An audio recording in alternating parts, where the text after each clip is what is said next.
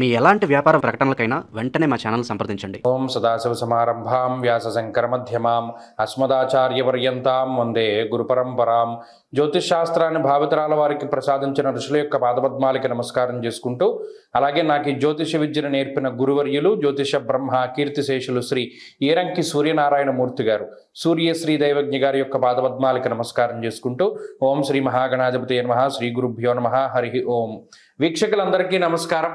December నెల 7వ తారీఖు లగాయితూ డిసెంబర్ 13వ తారీఖు వరకు ఉండేటువంటి గ్రహగతుల ఆధారంగా ద్వాదశ రాసుల వారికి ఈ వారం ఏ విధమైనటువంటి శుభాశుభ ఫలితాలు కలగబోతున్నాయో ఈ కార్యక్రమం ద్వారా తెలుసుకుందాం. అందులో భాగంగా ఈ వారం ఉండేటువంటి గ్రహగతులను గమనిద్దాం.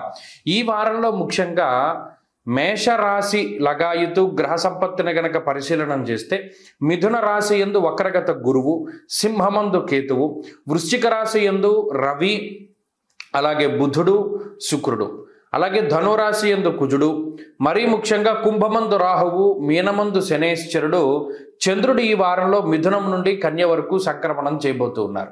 ఇటువంటి పరిస్థితుల్లో ద్వాదశ రాశుల వారికి ఏ విధమైనటువంటి ఫలితాలు కలగబోతున్నా తెలుసుకుందాం. అందులో భాగంగా మొదటిది మేషరాశి. తులారాశి వారికి ఈ వారం అత్యద్భుతమైనటువంటి వారంగా చెప్పవచ్చు. కారణం ఏమిటి అంటే ఒకేసారి యోగించేటువంటి గ్రహాల యొక్క సంఖ్య పెరిగింది. మీరు గమనించండి, కుజుడు యోగిస్తూ ఉన్నారు, గురుబలం ఉన్నది, శని యోగిస్తూ ఉన్నారు, చంద్రబలం ఉన్నది, శుక్రుడు యోగిస్తూ ఉన్నారు, బుధబలం ఉన్నది. తర్వాత ఈ వారం తర్వాత రవి బలం కూడా పెరుగుతుంది. దానితోటి 7 గ్రహాలు మొత్తం తులారాశి వారికి యోగిస్తాయి. అంటే మెజారిటీ గ్రహాలన్నీ యోగిస్తూ ఉన్నప్పుడు ఆ గ్రహస్థితి చాలా అద్భుతంగా పనిచేస్తూ ఉంటుంది. ఉదాహరణకి ఈ వారంలో ఉండేటువంటి పరిస్థితులను గనక గమనిస్తే, అటు తృతీయ స్థానంలో కుజుడు యోగించడం వల్ల విత్తలాభస్తదారోగ్య అన్నారు. ప్రధానంగా ఆర్థికాభివృద్ధిని సూచించేటువంటి గ్రహస్థితి, ఆరోగ్యాభివృద్ధిని సూచించేటువంటి గ్రహస్థితి.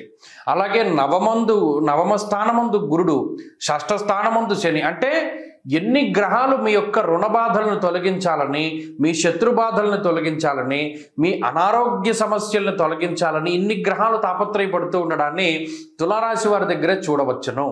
అలాగే ఆలోచనల యొక్క పరంపర, మాట మాట్లాడితే ఆ మాట మీద నిలబడేటువంటి తత్వానికి కూడా ఈ గ్రహస్థితి కారణమవుతుంది. అంటే సరదాగా ఏదో మాట అనేస్తాము, కానీ ఈ గ్రహస్థితి ఎటువంటిది, మీరు అన్నది జరిగేలా చేస్తుంది. ఇప్పుడున్నటువంటి గ్రహస్థితి, నేను పలానా టైంకి అక్కడికి వస్తాను అంటే నిజంగా మీకు వెళ్ళవలసిన ఉద్దేశం లేకపోయినప్పటికీ ఆ సమయానికి ఎందుకో అక్కడికి ఉంటారు. అది అంటే మీ మాట తీసేయనివ్వదు గ్రహస్థితి. అలాగే మానసిక సంతోషానికి కారణమవుతుంది. ముఖ్యంగా నూతనమైనటువంటి గృహములు, వాహనములు, వస్త్రములు, వస్తువులు, బంగారు ఆభరణాలు, ఇటువంటి వాటికి సంబంధించిన అమ్మకాలు లేదా కొనుగోలుకి విషయాల్లో ఏదైనా సందిగ్ధతలు ఉంటే అవన్నీ తొలగిపోతాయి. చక్కగా వాటి యొక్క అమ్మకాల కొనుగోలు చాలా చక్కగా ముందుకు సాగుతూ ఉంటాయి.